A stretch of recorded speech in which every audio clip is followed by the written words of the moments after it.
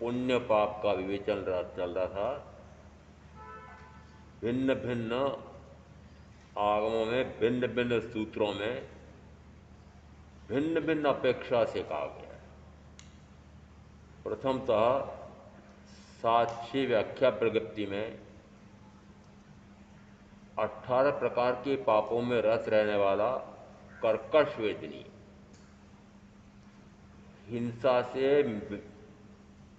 परिग्रह से विरत रहने वाला, क्रोध से मिथ्या दर्शन चलने तक में विवेक करने वाला अकर्कश वेदनी,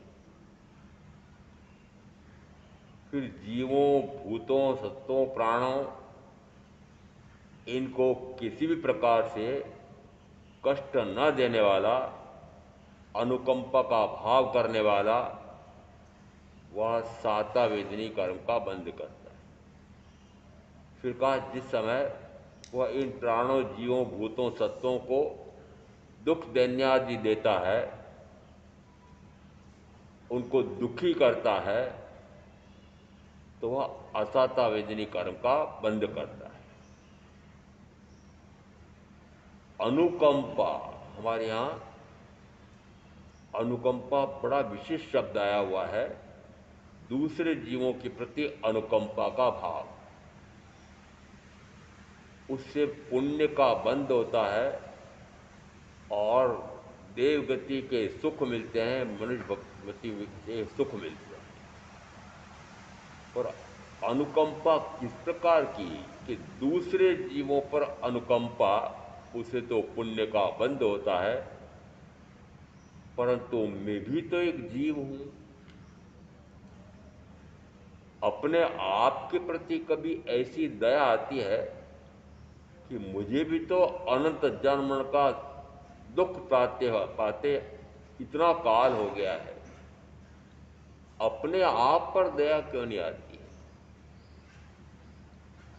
अपने आप पर दया आ जाए तो कहा वह दया, वह जन्म मरण के कारणों को बंद करके वह जन्म मुक्त हो जाता है। तो जन्म मरण के कारण में कौन से कहे कि पुण्य और पाप। अब बाह्य अपेक्षा से पुण्य और पाप का तो फल इस प्रकार से आ रहा है कि पाप करता है तो पाप कर्म का बंद करके वह भयंकर दुखी होता है। यदि वह दूसरे जीवों को सुखी करता है तो वह पुण्य का उपार्जन करके और सुगति में जाता है।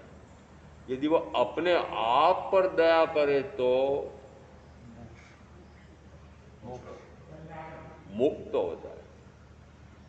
अपने आप पर दया क्या हुई? मैं भी तो एक जीव हूं, मुझे भी तो अनंत काल से जन्म मरण जन्म मरण करते करते दुखी हो गया हूं। तो अपने दुख से दुखी क्यों नहीं हो रहे हो? दूसरों के दुखों को मिटा करके तो पुण्य का बंध, दूसरे जीवों को दुखी करके पाप का बंध, और अपने आप पर दया, स्वदया। ये स्वदया क्या भला है? पर दया से तो पुण्य का बंध है और स्वदया से स्वयं जन्म मरण से मुक्त हो जाता है। हिंसा पाप है, अहिंसा पुण्य है। फिर आपके झंडे में जिस समय महावीर जयंती का जुलूस निकलता है, उस समय एक घोड़े पर बैठा हुआ बहुत बड़ा झंडा लेकर के और निकलता है, पीछे पीछे सारी जनता चलती है और उस पर लिखा रहता है अहिंसा परमो धर्म। अहिंसा परम धर्म है। तो परम धर्म कब बनेगा?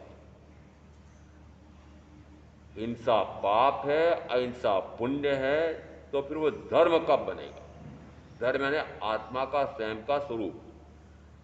धर्म ने जिस प्रकार का उसका स्वभाव है उसको धर्म कहा जाए। वत्तु साहवो धम्मो, खमादि भावो दस्यो धम्मो, रणतम च धम्मो, जीवाणम रक्षणम धम्मो। चार अपेक्षा से आया कि वस्तु का स्वभाव ही उसका धर्म है। पानी का स्वभाव शीतलता है, अग्नि का स्वभाव उष्णता है, दोनों का अपना अपना स्वभाव है। परंतु यदि वो स्वभाव को छोड़ करके पर भाव में जाता है, पर भाव से जुड़ता है, पर से जुड़ता है, अन्य से जुड़ता है। अन्य से कब जुड़ता है? यदि समय शीतल स्वभावी पानी गलती से उष्ण स्वभावी अग्नि से संसर्ग संपर्क संबंध बना लेता है, तो पानी कैसा कहलाया? शीतल स्वभावी पानी अब उष्ण स्वभावी हो गया, गर्म हो गया है। और वह गर्म पानी यदि हाथ पर उंगली पर गिर जाए तो फफोला कर देता है, शीतल स्वभावी पानी फफोला कैसे कर सकता है? उसने अपने स्वभाव का तो ध्यान रखा नहीं और पर द्रव्य के भाव में चला गया। और पर द्रव्य का भाव कौन सा? कि अग्नि का स्वभाव है उष्णता। तो जिसमें वो दूसरे द्रव्य से संबंध जोड़ता है, उसमें दूसरे द्रव्य के गुण उस पर भी आ जाते हैं। अपना गुण दब जाता है और दूसरे का गुण हावी हो जाता है। अब मैंने कहा अपना गुण दब जाता है, अपना गुण चला जाता है, ऐसा नहीं कह रहा हूं। अपना गुण दब जाता है। शीतल स्वभावी पानी उष्ण स्वभावी अग्नि से संपर्क करता है, तो वह संपर्क करते से स्वयं उष्ण स्वभावी हो जाता है। परंतु यदि उसी खोलते हुए पानी पर, उस खोलते हुए पानी को उस अंगारे पर डालो तो अंगारे बुझ जाते हैं। खोलता हुआ पानी उसी को जिन अंगारों से उसको उष्ण किया गया था उन्हीं पर डालो तो वो अंगारे बुझ जाते हैं। इसका अर्थ है कि कोई भी द्रव्य कभी भी अपने स्वभाव को छोड़ता नहीं, पर द्रव्य के भाव को ग्रहण कर ही नहीं सकता। इसका अर्थ है कि मैं जीव द्रव्य हूं, मेरे साथ अनादि से संयोगित या पौद्गलिक शरीर उद्गल द्रव्य है, दोनों भिन्न भिन्न प्रकार के स्वभाव वाले हैं। द्रव्य से, क्षेत्र से, काल से, भाव से। तो भाव अपेक्षा से दोनों पूर्णतः भिन्नता है। भाव अपेक्षा से जीव अनंत ज्ञान, अनंत दर्शन, अनंत सुख, अनंत वीर गुण संपन्न है। भाव अपेक्षा से यह संयोगी शरीर अनंत वर्ण, अनंत गंध, अनंत रस, अनंत स्पर्श वाला है। दोनों भिन्न भिन्न स्वभाव के हैं और दोनों मिल गए हैं, दोनों एक साथ जुड़ गए हैं।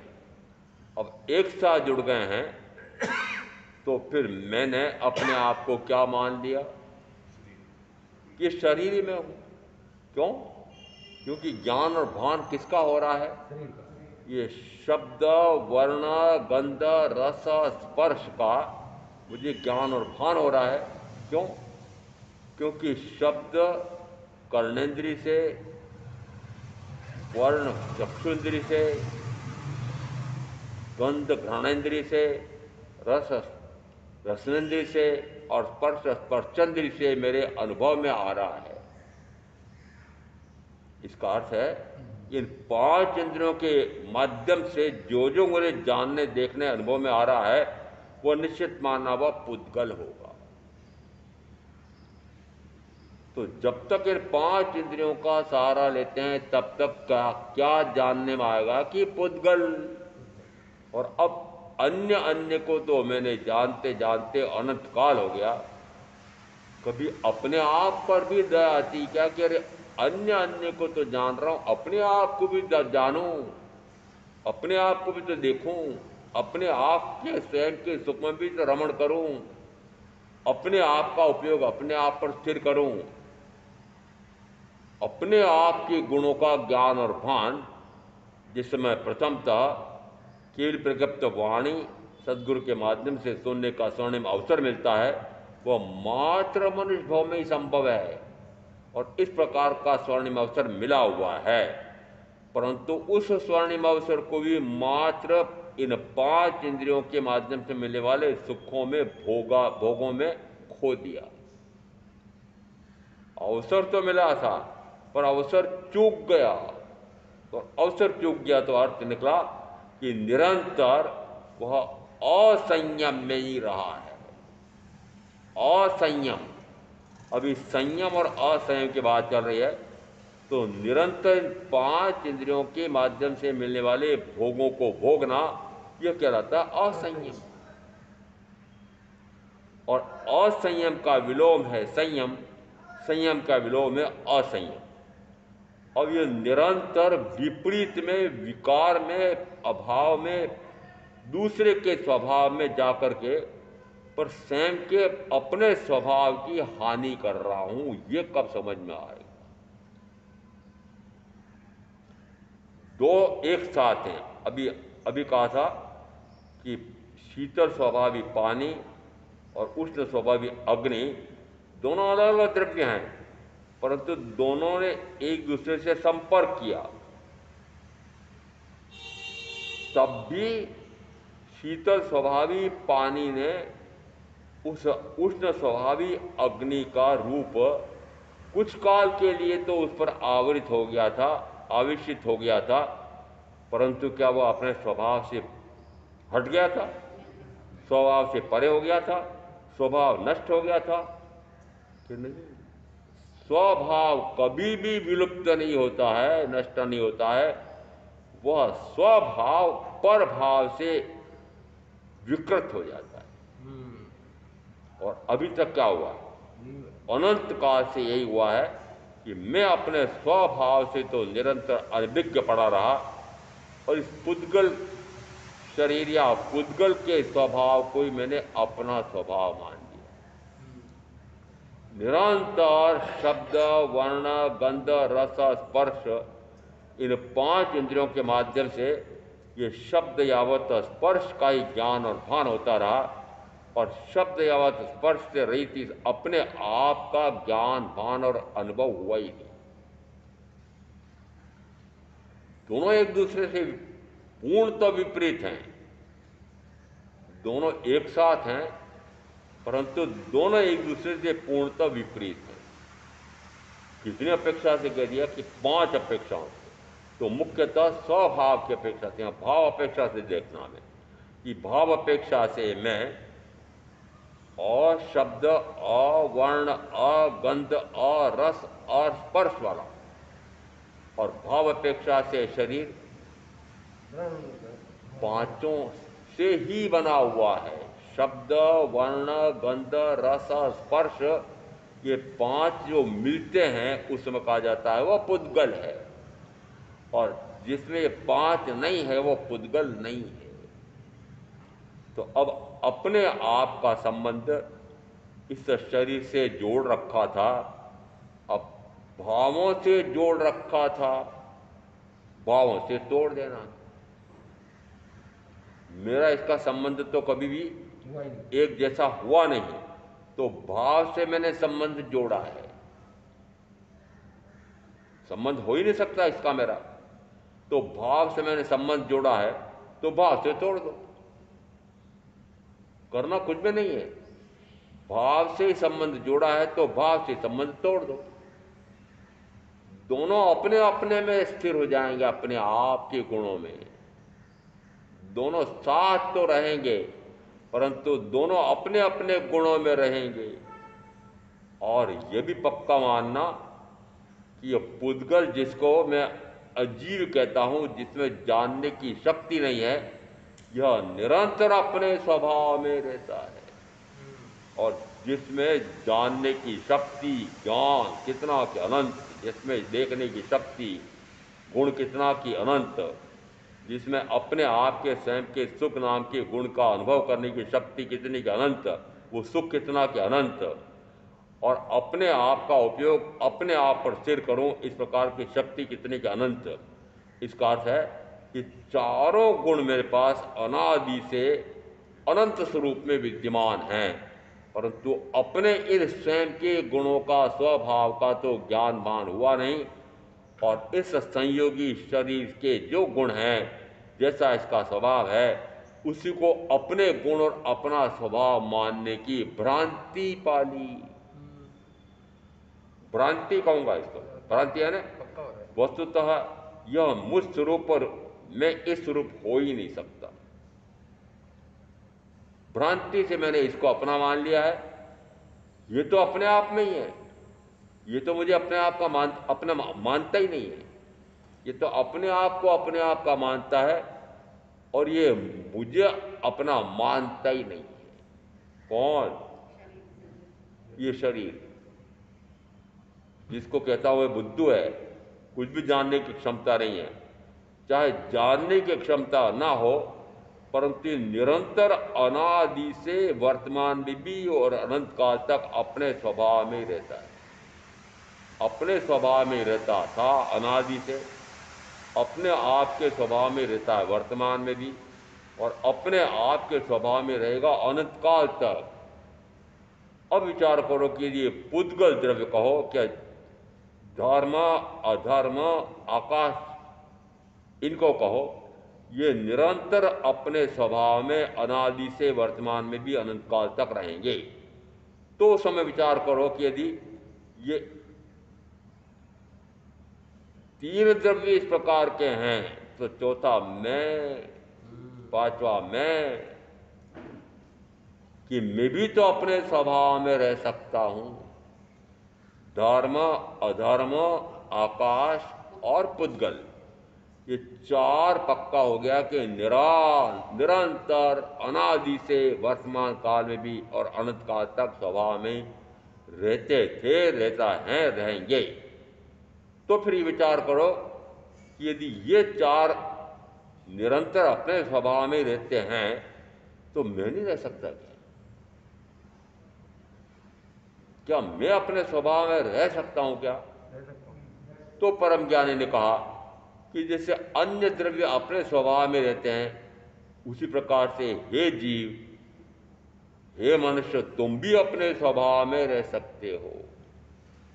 और जिस समय ऐसा केवल प्रगट वाणी से सुन करके अंदर में पक्का होता है, सदगुरु की वाणी से, सदगुरु के समझाने से, उस समय वह स्वभाव में आ जाता है, पर भाव छूट जाता है। पर भाव से परे होते सी स्वभाव में आते सी जन्म मरण से मुक्त। रहस्यमय वाणी लगती है। पर भाव में जाना आसान है कि स्वभाव में स्थिर होना आसान है। राग, द्वेष, क्रोध, मान, माया, लोभ, 18 प्रकार के पाप, 9 प्रकार के पुण्य, ये सारे कार्य करना आपको आसान लग रहे हैं, और कुछ ना करना कठिन लग रहा है। कितनी विचित्रता है, कितनी विचित्रता है कि इतना पापारंभ करना आपको आसान लग रहा है, ऐसा पुण्याश्रव आसान लग रहा है। और ये जो आसान लग रहा था वो करता रहा मैं, तो उसका फल वापस ज्ञानियों के माध्यम से मिलने का अवसर फल मिला ना। क्या बताया उन्होंने कि जिस समय तो पर भाव में जाता है, उस समय कर्म का आश्रय बंद होता है, और कर्म का आश्रय बंद हुआ, इसी कारण से अनंत काल से जन्म और मरण हो रहा है।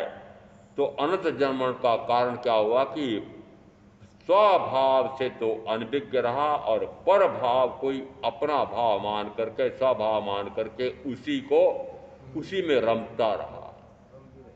अब ये अनादि की भूल, अनंत काल की भूल एक समय में टूटती है। क्या विचित्रता देखो, एक समय, कितने समय में? एक समय में, एक समय में विभाव से हट करके स्वभाव में आता है। क्यों? क्योंकि एक एक समयवर्ती पर्याय होती है। तो अब वह द्रव्य है, उस द्रव्य के गुण हैं, उस द्रव्य और गुण में निरंतर परिणमन होता है, पर्यायांतर होता है।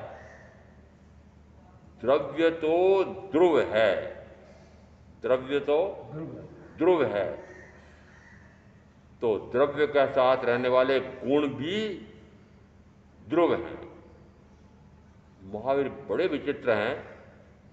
द्रव्य की ध्रुवता भी है, परंतु उस द्रव्य में निरंतर परिवर्तन, पर्यायांतर भी हो रहा है। तो फिर परिवर्तन किसमें हो रहा है? उसकी अवस्था में परिवर्तन किसमें हो रहा है? कि परिवर्तन तो मात्र पर्याय में हो रहा है। तो पर्याय किसमें परिवर्तित हो रही है? तो पर्याय किसमें से निकल रही है? गुण में से। फिर गुण परिवर्तित हुआ कि नहीं, फिर वो गुणों का धारक जीव भी परिवर्तित हुआ कि नहीं।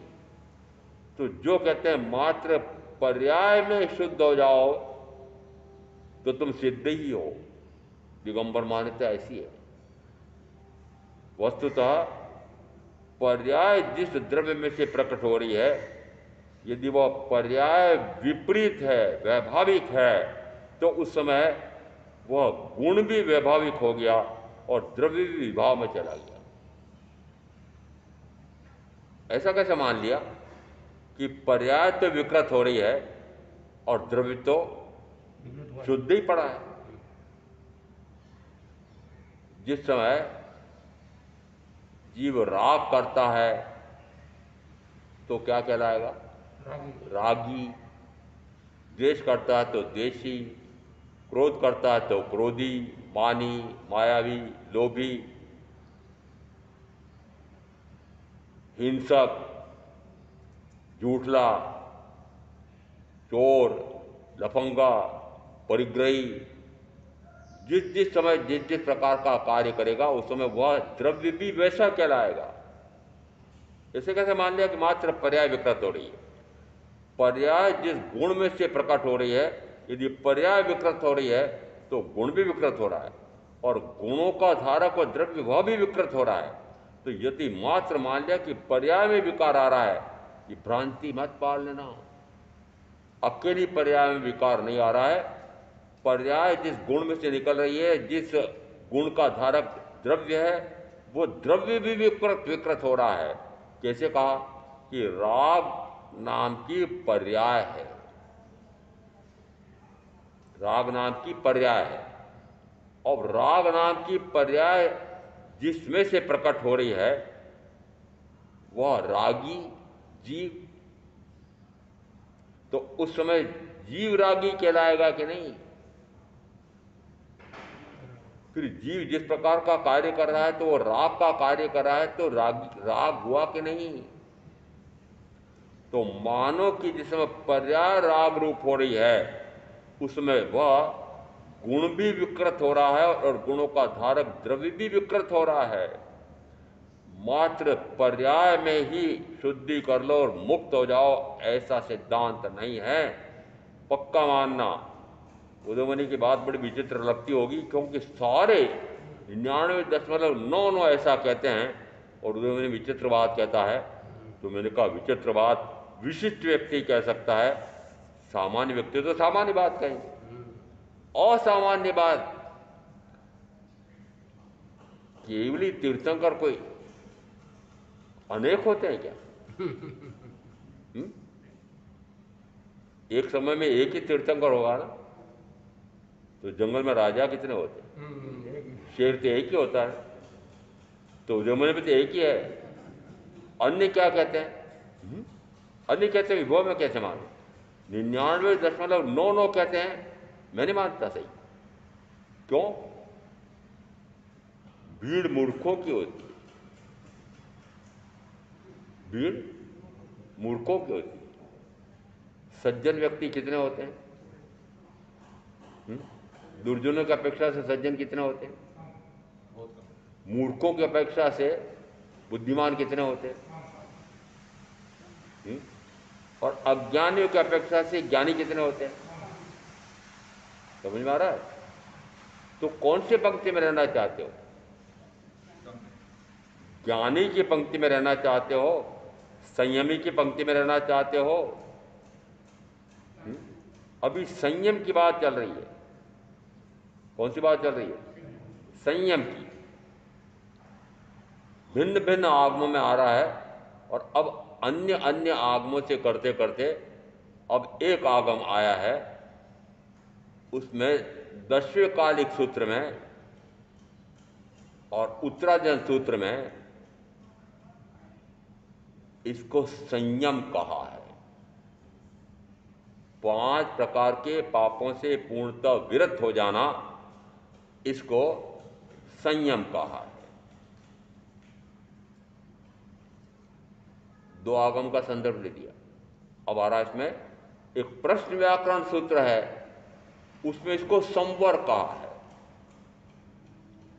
प्रश्न व्याकरण सूत्र में 10 अध्ययन है।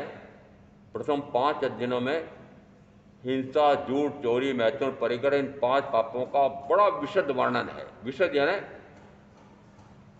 हिंसा करने वाला, तो हिंसा के कितने रूप हो सकते हैं, तो हिंसा के गिनती लगाओ तो करीब 70 प्रकार के रूप बताए हिंसा कितने प्रकार के हो सकती है। फिर हिंसा करने वाले हिंसक कितने प्रकार के हो सकते हैं, इतना विशद वर्णन करके फिर भिन्न भिन्न प्रकार के रूप विचार का कि वह हिंसा से परे होकर के जिस समय वह अहिंसा में आता है तो पाप से पुण्य में आ जाता है।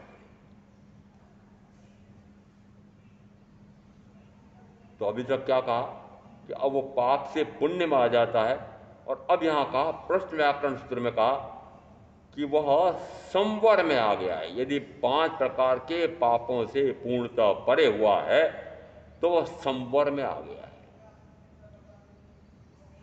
तो संयम से संवर कम है कि अधिक है?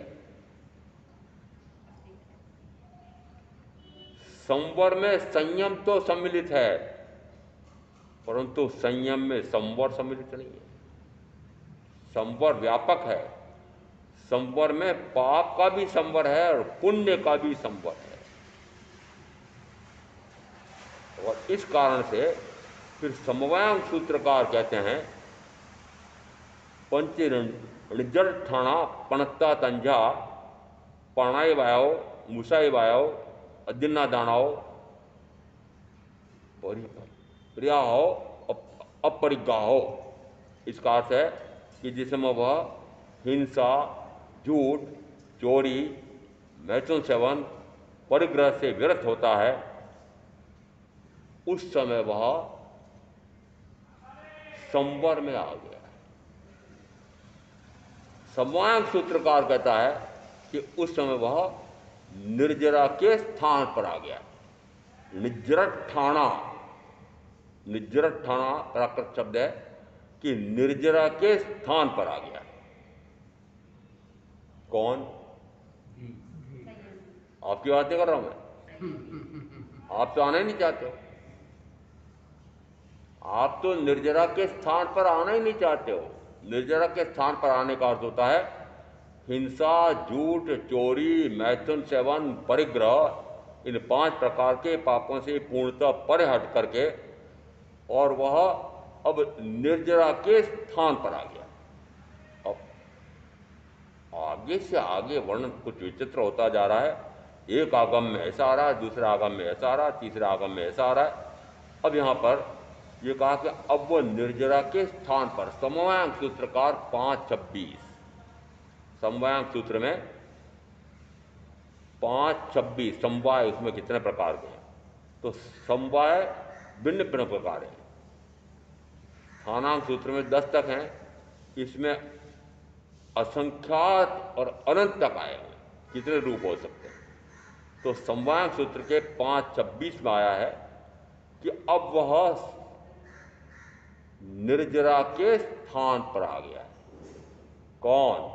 कि जिसने हिंसा, झूठ, चोरी, मैथुन सेवन और परिग्रह, इनका जीवन पर्यंत के लिए 3 कर्ण 3 योग से पूर्णतः परित्याग किया है, अब वह निर्जरा के स्थान पर आ गया। तो 5 महाव्रत लेते से निर्जरा हो गई है? नहीं, अभी वो पाप से हटा है, पुण्य में आया। अंतर देखना, पाप से हटा तो पुण्य में आ गया, तो पाप से हटा तो पुण्य में अटक गया। पाप भी गति में रह जाता है और पुण्य भी गति में रह जाता है, तो फिर मुझे तो कोई लाभ हुआ नहीं। ये 5 महाव्रत भी ग्रहण किए तो लाभ क्या हुआ?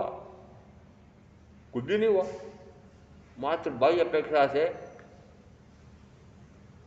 दुख के स्थान पर सुख मिलेगा। गति तो है, चतुर्गति तो है।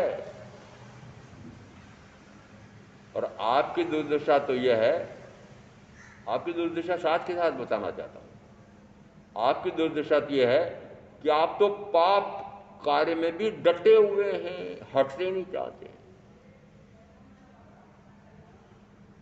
18 प्रकार के पापों के करने में डटे हुए हो कि नहीं? डटे हुए, जब करके, कस करके, खूब पाप कर रहे हो, कोई कसर नहीं रख रहे हो, कोई कसर नहीं है, खूब पाप हो रहे हैं, 18 के 18 हो रहे हैं, और 18 के 18 में भी भारी से भारी हो रहे हैं। गिनती बताओ क्या एकाध की? अरे 18 में से एकाध की गिनती बताओ। ये 5 इंद्रियां हैं, इन 5 इंद्रियों के भोग, अधिक से अधिक भोग साधन जुटाना, सुविधाएं जुटाना, और इन सारे भोगों को खूब भोगना, मजा लेना। और जब तक इन 5 इंद्रियों के माध्यम से मजा आता है, तब तक मान लेना कि वह कभी भी इन पापों से परे हट करके पुण्य पे भी नहीं आ सकता, क्योंकि पापों में मजा आ रहा है, पाप करने में मजा आ रहा है। पाप को पाप मानता ही नहीं, पाप को पाप मानता ही नहीं, और पाप को पाप करने वाला भी पाप ना मानता है तो वह कर्म हमारे यहां का निकचित हो जाता है। कितना गाढ़ हो गया कि उसका फल भोगने ही भोगना पड़ेगा, फल भोगने ही भोगना पड़ेगा। इसका अर्थ है कि कुछ नहीं कर सकता है। यदि उसने वो पाप किया और पाप करने के बाद वह भव पूरा हो गया, पाप करते करते करते आपके आयुष का काल पूरा हो गया, तो जो पाप आपने किया है उसका कोई पश्चाताप धिक्कार किया नहीं, और अब वह आयुष का काल पूरा होते से ही वो कैसा हो गया? निकाचित। और उस पाप का फल दुर्गति, नरक, तिर्यन भोगना ही भोगना पड़ेगा। रोगे कहां? रोगे कहां? रोगे हंसते हंसते बांध रहे हो। जिस समय 5 इंद्रियों का विषय सेवन करते हो, रोते रोते झींकते झींकते करते हो कि हंसते हंसते करते हो? हंसते हंसते करते हो। फिर जिस समय उदय में आते तो रोते क्यों हो? हुँ? यदि हंसते हंसते बांधे हैं तो हंसते हंसते भोग लो, छोड़ जाओ, छूट जाओ। बांध तो हंसते हंसते प्रसन्न होकर के बांध रहे हो, दुखी हो रहे हो क्या? 5 प्रकार के पाप करके, 18 प्रकार के पाप करके आपको कभी लगता है कि मैं बहुत बुरा कर रहा हूं? लगता ही नहीं है। लगता होता तो फिर भी इन 5 पापों की मंदता तो हो ही जाती, मंदता भी नहीं हो रही है। एक में थोड़ी मंदता आ गई। उदाहरण देता हूं कि जिस समय बहुत प्रेरणा कर ली, बहुत प्रेरणा कर दी महाराज ने, तो उस समय ब्रह्मचर्य ले लिया। 18 प्रकार के पापों में से वो मैथुन सेवन का पाप छूट गया और ब्रह्मचर्य आ गया। और ये ब्रह्मचर्य तो आ गया, परंतु वापस दूसरा बताओ, यश प्रसिद्धि प्राप्त हुई, वावई जय जयकार हुई, तो लोभ कषाय आ गया, यश कीर्ति फंस गया। तो एक पाप मिटा और दूसरा पाप घनीभूत हो गया। अब्रह्म सेवन का पाप तो छूट गया, परंतु जैसे उसकी प्रशंसा हुई, अब प्रशंसा कैसे होती है? चांदनी चौक में था उस समय सभा बड़ी बड़ी भारी सभा थी। अब उस समय चांदनी चौक की सभा अच्छी हुआ करती थी, बहुत पहले की बात है। और सभा पूरी होने के बाद फिर सारे वंदन करने के लिए आते हैं।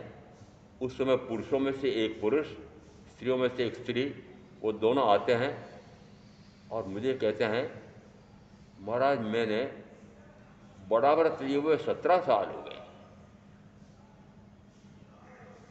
बड़ा व्रत लिए हुए 17 साल हो गए।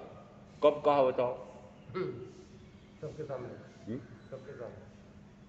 कि प्रवचन पूरा हो गया, फिर सब महाराज के दर्शन करने के लिए पास में आ रहे हैं, सारी भीड़ जमा है। उस समय दोनों आते हैं और उनमें से पुरुष बोलता है, महाराज साहब मेरे शील व्रत लिए हुए 17 साल हो गए। कौन सा कषाय बढ़ गया? यश के फल, कौन सा पाप बढ़ गया? यश के फल। हम्म? लोक कषाय, यश नाम कीर्ति। हम्म? एक पाप छूटा, दूसरा पाप घनीभूत हो गया। ये आपकी चर्या इस प्रकार की। एक पाप छूटा और दूसरा पाप और बढ़ गया तो फिर लाभ क्या हुआ? समग्र रूप से 18 का 18 प्रकार के पाप छूटना चाहिए। 18 का 18 पाप छूटे पुण्य में, तो वह संयम में आया। और फिर संयम के आगे कहा कि फिर संयम से भी उत्कृष्ट होता है संवार, क्योंकि संयम और असंयम एक पाप है एक पुण्य है, और पाप और पुण्य दोनों से परे होता है तब कहलाता वह संवर है। तो संवर की परिभाषा कैसी हुई? व्यापक हो गई। और संवर के बाद में फिर अब 5:26 संवायक सूत्र में क्या कहा कि यदि वह हिंसा, झूठ, चोरी, मैथुन, परिग्रह इन 5 पापों से पूर्णतः विरत होता है तो अब वह निर्जरा के स्थान पर आ गया। अर्थ क्या निकल रहा है?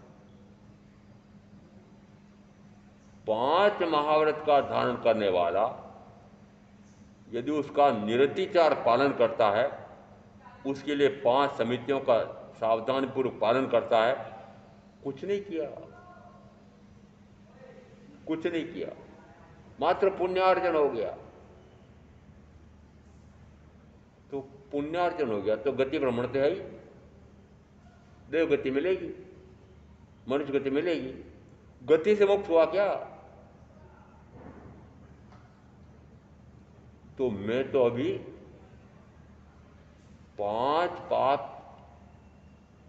और 13 पापों में विवेक करके और 18 प्रकार के पाप से मुक्त हो रहा हूं, तब भी मुझे प्रसन्नता नहीं है। अरे मैंने कहा क्या रखा है? पाप की जगह पुण्य में आ गया। तो मुझे तो पाप से पुण्य में आ गया संतोष नहीं है। कहां जाना है? न पाप न पुण्य। गति से मुक्ति कब? और अब यहां आया है कि अब मैं इन 5 पापों को पूर्णतः छोड़ करके आया हूं। तो सम्यक सूत्रकार कहते हैं कि अब तुम निर्जरा के स्थान पर आ गए। तो 5 पापों का पूर्णतः परित्याग कर देना निर्जरा नहीं है।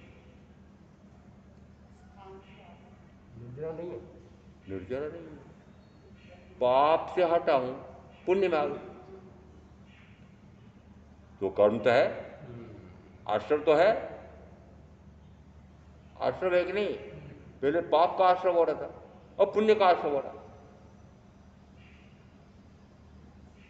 तो फिर सूत्रकार क्या कह रहे हैं कि अब तुम निर्जरा के स्थान पर आ गए। इसका अर्थ है कि 5 महाव्रतों का धारण कर लेना यह अपने आप में निर्जरा नहीं है। पाप से पुण्य में आकर के कर्म का आश्रय तो फिर भी है। ये बारीकियां कब समझोगे? बहुत मुश्किल है। पाप से भी हटना है और पुण्य से भी हटना है। तो कहा अब वो पुण्य से भी हटना चाहे तो पुण्य से भी हट सकता है। कौन? उदयमणि। पुण्य से कैसे हट सकता है? जो पुण्य करो पुण्य करो पुण्य करो, दान करो पुण्य करो, जप करो तप करो, वे नहीं कर सकते ऐसा, क्योंकि तो स्वयं ही कह रहे पुण्य करो।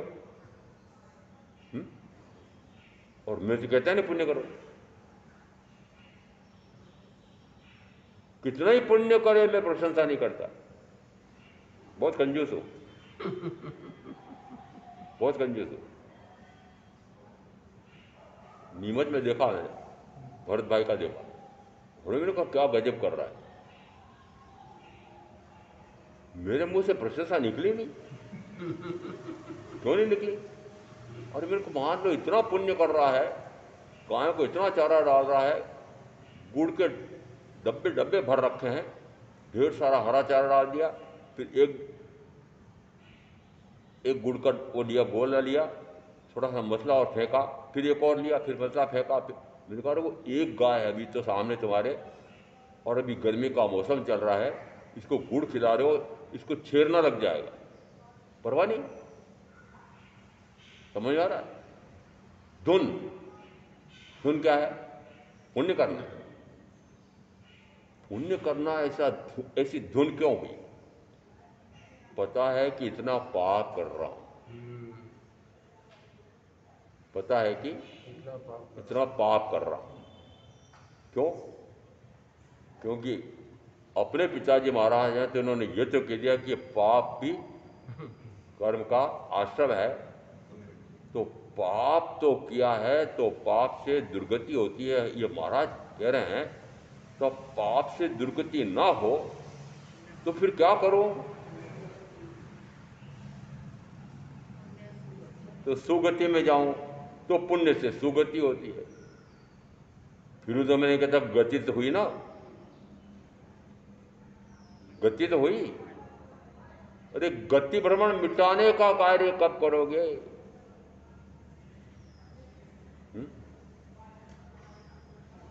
मैंने 66 में दीक्षा ली, तो 66 की उम्र हो गई तब पत्र लिखा। हर वर्ष जब भी उसका जन्मदिन आता है पत्र लिखता हूं। मैंने कहा अब तो आ जाओ।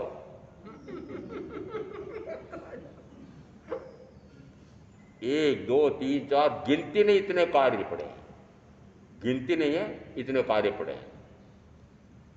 और अब वो सारे कार्य करते करते निपटाते निपटाते हो सकता है आयुष का काल निपट जाए, आयुष का काल पूरा हो जाए, और वो सारी समस्याएं, सारे कार्य पूरे नहीं होंगे। किसको दिया मैंने उपदेश? अपने बेटे को। हाँ? भरत भाई। अरे अभी भरत भाई को दिया क्या? आप सामने बैठो, सामने कौन बैठा है? हुँ? अभी किसको दे रहा हूं? हमें दे रहे। अरे वो तो बाहर है, उसका तो नाम लिया मैं। परंतु आप क्या कर रहे हो? हम भी नहीं कर रहे। क्या पाप से अंश मात्र भी हट रहे हो? डट करके 18 प्रकार के पाप कर रहे हो। ज्ञानी को तरस आती है, और इसलिए पर दया के स्थान पर एक शब्द आया है, स्वदया। अपने आप पर भी तो दया कर कि मैं भी तो एक जीव हूं, मुझे भी तो अनंत कर्म का बंद करके अनंत भव भ्रमण करते करते अनंत दुखी हो गया हूं। अपने उस दुख से दुखी हो गया हूं, तो अपने आप पर दया करके अब मुझे इस प्रकार के जन्म मरण का दुख ना पाना पड़े, ना पाऊं। तो फिर क्या करूं? तो फिर क्या करूं? अपने आप पर दया कर कि ऐसा करके तुझे वापस जन्म लेना ही ना पड़े, तो मरना ही नहीं पड़े। जन्म और मरण केवली परमात्मा, केवल ज्ञान होने के बाद वे जन्म मरण के दुख से मुक्त हो गए, ऐसा कहा जाता है। क्या उनका मरण नहीं होगा?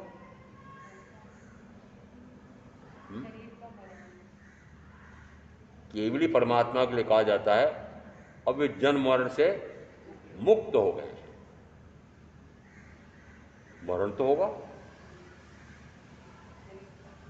आयुष्काल पूरा होगा तो मरण तो होगा, पर उस केवली के उस मरण को मरण कहा क्या? मरण नहीं कहा, क्या कहा? परिनिर्वाण को प्राप्त हो गए। समझ आ रहा है?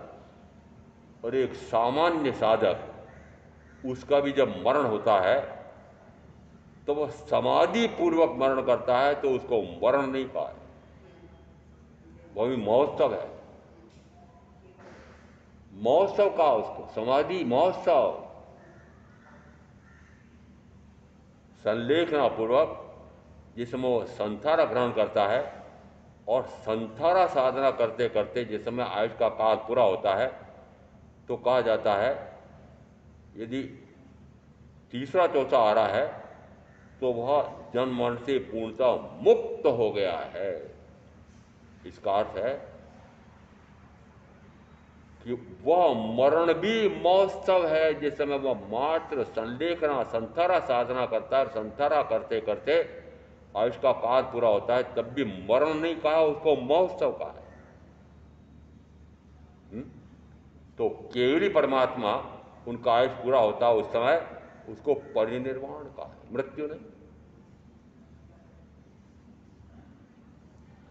ये मृत्यु की जब बात आती है तो ईशुकारी अर्जुन मुझे याद आता है, हे मृत्यु संग मैत्री जिसकी, अथवा जो उससे भाग सके, जो जाने मरना नहीं होगा, वह कल की इच्छा धार सके।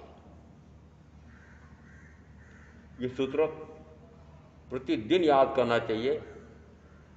प्रातःकाल उठते से याद कर ही लेना चाहिए। प्रातःकाल उठते से क्यों कर लेना चाहिए कि प्रातःकाल उठते से ही ये कार्य करना है, ये कार्य करना है, ये कार्य करना है, ये कार्य करना है,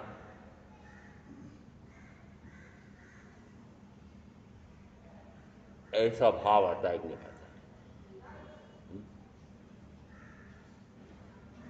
आता है। श्रीमद जी कहते हैं जिस समय प्रातःकाल होता है उस समय निद्रा टूटती है और जागृत होता है, उस समय वह यह सोचे, क्या सोचे, माथे मरण है, न जाने किस क्षण यह आयुष टूट जाती है, न जाने किस क्षण यह आयुष टूट जाती है, और अपने आप के लिए सोचे कि माथे मरण है। क्या विचार करें प्रातःकाल उठते से जिस समय कई प्रकार के कार्य करने की योजना चल रही है, उस समय चिंतन करने के लिए दिया कि कितने काल से निरंतर जन्म और मरण हो रहा है, जन्म और मरण हो रहा है, तो ऐसा जन्म और मरण करते करते अनंत काल हो गया है। तो जन्म और मरण, तो उसके कारण से कहा कि जन्म और मरण से मुक्त हो जाऊं, इस प्रकार का भाव कब आएगा? तो प्रातःकाल उठते से भाव आना चाहिए।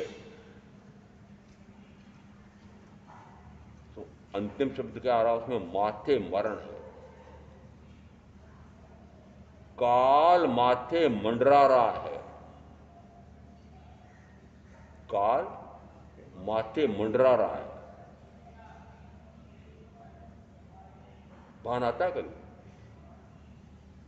महाराज जो आपको आता होगा, क्योंकि जैसे जैसे उम्र बड़ी होती है ना, उस समय आता है कि न जाने कब आयुष का काल पूरा हो जाए। हमारे अभी नहीं आ रहा। हमें क्या, हमें तो अभी वर्षों जीना है, वर्षों जीना है।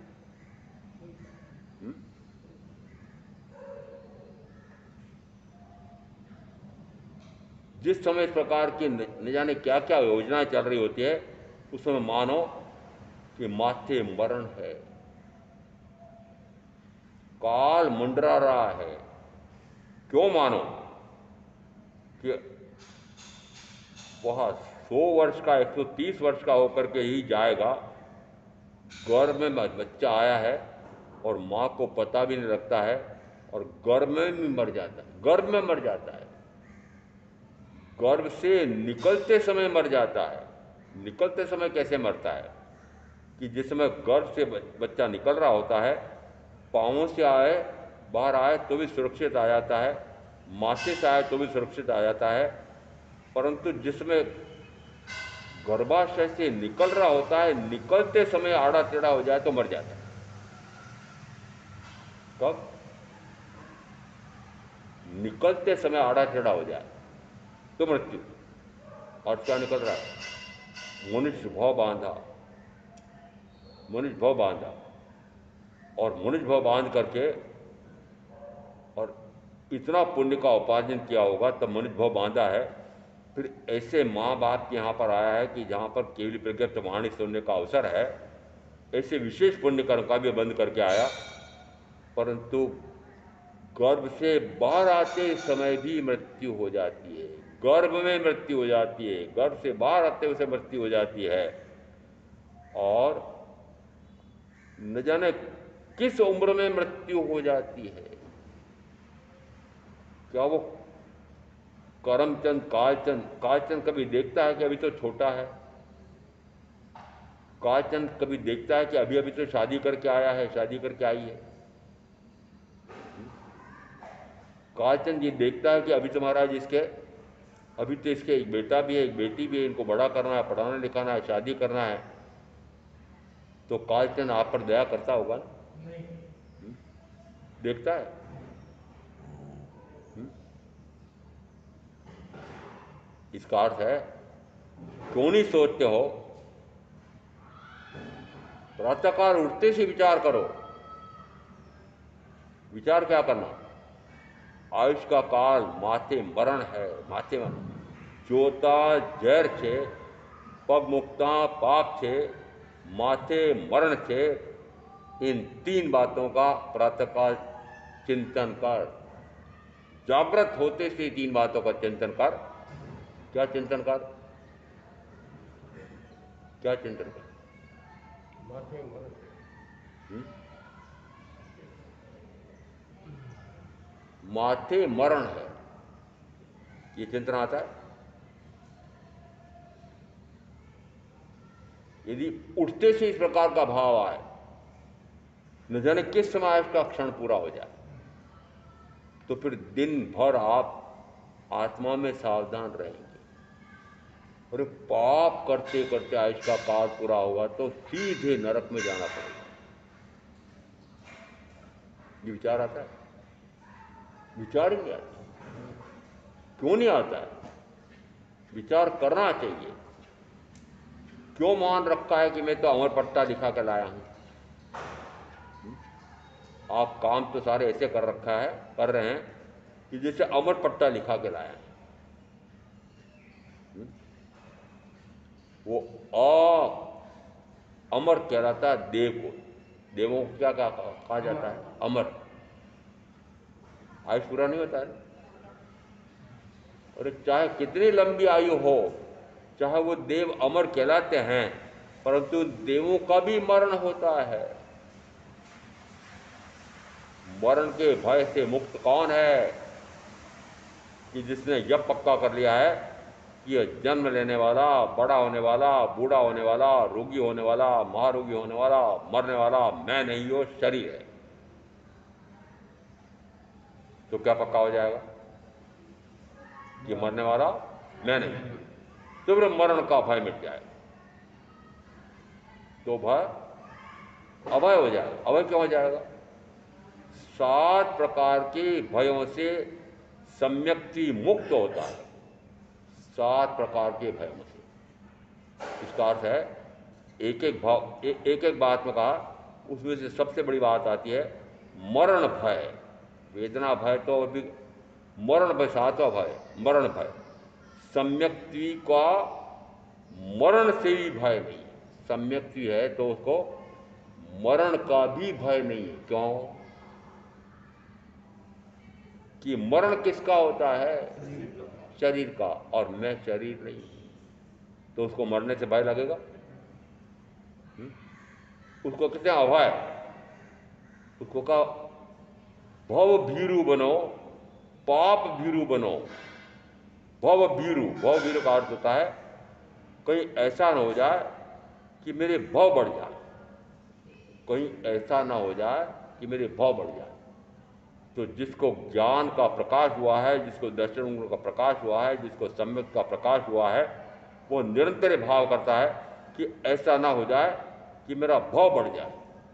वो निरंतर क्या करता है कि जो जो कर्म उदय में आते हैं, चाहे पाप रूप में आते हों चाहे पुण्य रूप में आते हैं, उस कर्म के उदय में वापस उस प्रकार की कार्य क्रिया प्रवृत्ति नहीं करता है और उस कर्म को निर्जित कर देता है।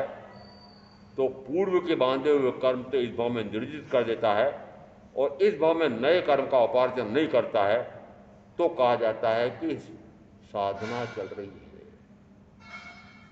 तो मानना आत्म साधक हो, पूर्व के भाव में बांधे हुए कर्म को तो निर्जित कर दूं और नया न बांधूं, तो जन्म से मुक्ति का उपाय होता है।